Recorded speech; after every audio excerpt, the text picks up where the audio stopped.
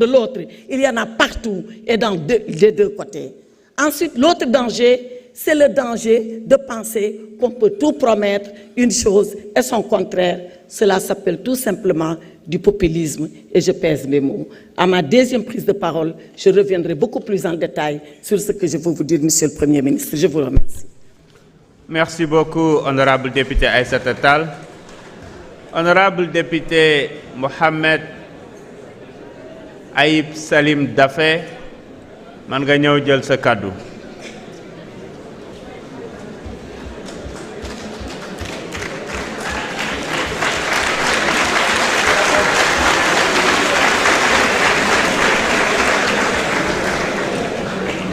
Dernier orateur pour le premier tour.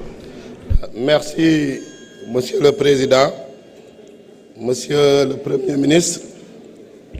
chers collègues honorables députés, Messieurs les membres du gouvernement, je m'excuse de la gorge enrouée parce que bu ñuy préparer déclaration de politique générale bi yaakaar naa ni ñun groupe yëpp am jafe-jafe parce que bu ñu laajee suñu groupe ñan ñoo bëgg a jël parole 130 députés yëpp dañu ne dañu bëgg a jël parole ci 130 yooyu ma war ci tànn 34 donc coono booboo ma jàpp léegi nii te xam naa ni jàpp na ndoon inscrit yi jàpp na waa Takku Wallu parce que gis naa léegi kenn di ñaxtu 2 minutes am di wax rek wute nag déclaration politique générale bu fi jàlloon at yii passé ak suñu benn collègue nga xam ne gëj naa ko gis depuis ñu installé assemblée nationale bi moom moo fi ñëwoon boobu dañ doon wër nit ñi pour ne leen kaay leen wax donc wute na complètement monsieur le premier ministre maa ngi lay féliciter pour cette déclaration de politique générale vraiment yaakaar naa ni c'est une brillante déclaration parce que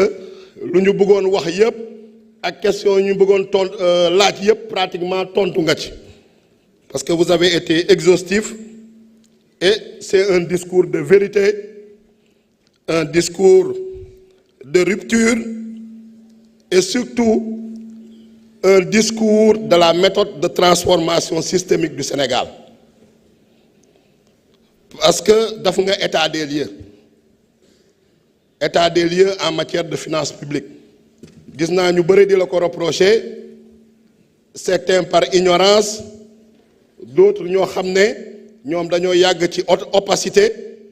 dañoo yàgg ci loo xam ne nax population yi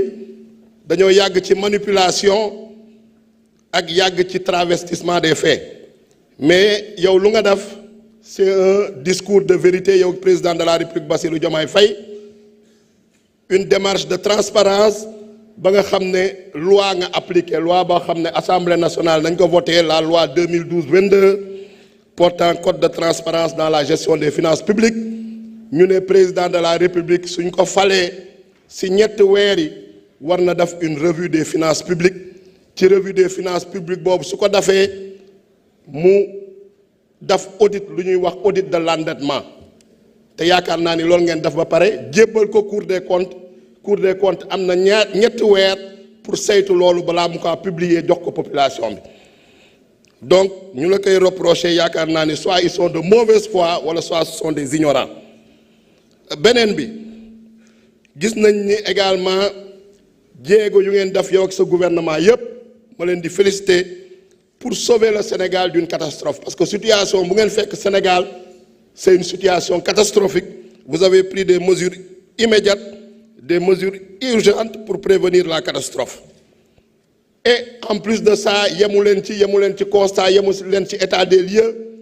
vous avez proposé une alternative, mooy l'agenda national de transformation à travers la vision d'un Sénégal souverain, juste et prospère. ci yooyu wax nga ci par rapport aux 7 ruptures yu nga énoncé yu nga décliné lu mu ci delluwaat retour de l'ambition jóge ci logique d'urgence jóge ci logique de dépense dem ci logique de résultat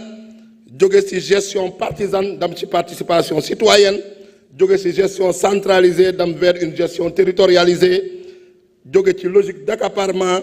dem ci logique ba nga xam ne c'est une logique boo xam ne ñëpp lay boole lu ñëpp bokk ñëpp jot ci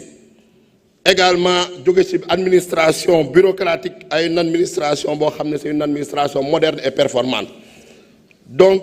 rupture yooyu yëpp a ngi ci agenda national de transformation Sénégal 2050 à travers les 4 axes stratégiques l'économie compétitive, l'équité sociale et le capital humain, l'aménagement et le développement durable, la bonne gouvernance et l'engagement africain. Donc, leneen li mooy réconcilier ngeen la planification économique et la planification spatiale à travers les 8 pôles territoriaux, les 8 pôles économiques.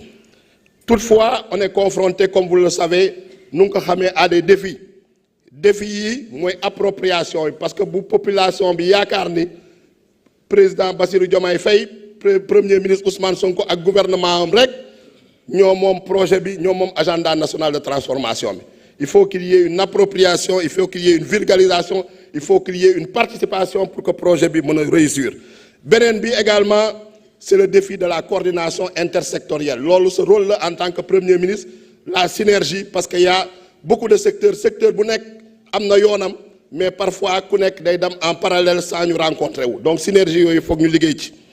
beneen bi également mooy l'utilisation des ressources locales utilisation des ressources locales su ñu ko waxee moo jëm ci emploi bi moo jëm suñu entreprises yi que ce soit des entreprises de travaux des entreprises de prestations intellectuelles il faut qu'on compte d'abord sur nos propres forces puisque lu ñuy liggéey résultats yi suñ ko amee ñu xam ne majoritairement sénégalais yi ñoo ko liggéey africains yi ñoo ko liggéey donc yaakaar naa ni défis yooyu ce sont des défis qui se posent à vous et qui se posent également à nous en tant qu'Assemblée nationale parce que ñun am nañ ci rôle bu ñu ci war a jouer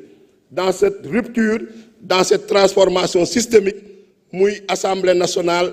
gis nañ ni déjà ñuy féliciter le président Malick Ndiaye pour la démarche de rupture qu'il a déjà adoptée au sein de l'Assemblée nationale notamment su lu jëm ci vote des lois commencé nañ fi vote électronique moo ngi fi woon effectivement ñeneen ñoo ko fi indi mais mosuñu ko utiliser donc ñoom malheureusement loolu mooy seen anachronisme dañ leen di jox abal leen installer leen lépp mais ils savent même pas comment l'utiliser donc c'est avec le président Malick Ndiaye qu'on a commencé à faire le vote électronique beneen bi mooy le contrôle de l'action gouvernementale il faut qu'effectivement ñu renforcer les capacités de l'Assemblée nationale et des députés pour qu'il y ait un contrôle efficace et efficient et surtout évaluation aussi des politiques publiques ñu mettre ko en œuvre parce que depuis bu ñu ko joxee en 2016 ba léegi mësuñu ko mettre en œuvre te yaakaar naa ni rôle bu HCCT ak CS bu ñu supprimer bu ñu leen bëggoon jouer loolu te mësuñu ko jouer Assemblée nationale mun na jouer rôle boobu et enfin dialogue bi entre le gouvernement et l'Assemblée nationale à travers les questions écrites les questions orales les questions d'actualité un dialogue régulier un dialogue sincère pour que sénégalais yi mën a xam ni vraiment développement siñ nañu bokk du état bi rek du président de la république rek du premier ministre rek du député yëpp sénégalais yëpp a ko bokk pour un Sénégal souverain juste et prospère monsieur le premier ministre ñoo ngi lay remercier di lay gërëm di la sant te am na ñu fi waxoon sànq ñoom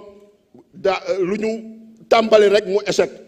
si weer yee ci ginnaaw ñoom ñoo bëggoon fixer élection yi ñu indi ko décembre 2024 suñu sañoon élection yi du am tey am na koo xam ne ku fi jóge léegi moo fi indi woon loi d'amnistie moo doon avocat bi défendre fi loi d'amnistie te nee nga di nga ko dindi moo tax seen gémmiñ toj na moo tax lu ñu wax jàmm jërëjëf.